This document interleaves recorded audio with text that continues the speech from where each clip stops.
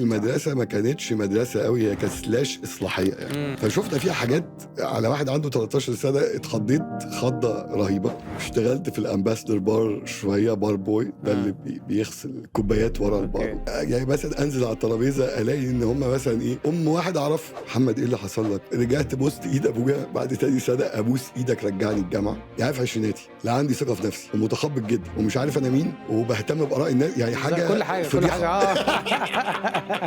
فاتح صفر ومديون. مديون. اوكي. يعني المحل لو ما اشتغلش الحياة كلها انهارت. اكتر وقت صعبت عليك في نفسك؟ لما صرفت كنت حاسس ان انا يعني فقدت جزء من رجولتي. يعني مش قادر اقول لك لما حصلت كل ده حتى مصلي ركعتين وحمدت ربنا وقلت تمام. لا كنت بسأل ليه انا؟ كله اتهز من جوايا، يعني كل معتقداتي اتهزت، كل حاجة.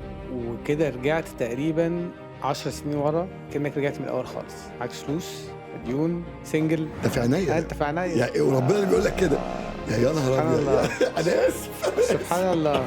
ده محمد عبد الحق وقال كلمه مش هقولها بس كانت كبيره قوي بالنسبه لي.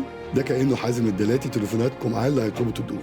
ايه اكبر 3 غلطات الناس بتعملهم وهي داخله المجال ده؟ يعني من اصعب حاجه في المطاعم انك تضرب، دي اسهل حاجه. انك تطلع نمره واحد دي اسهل حاجه. تمسك نفسك فوق. صح.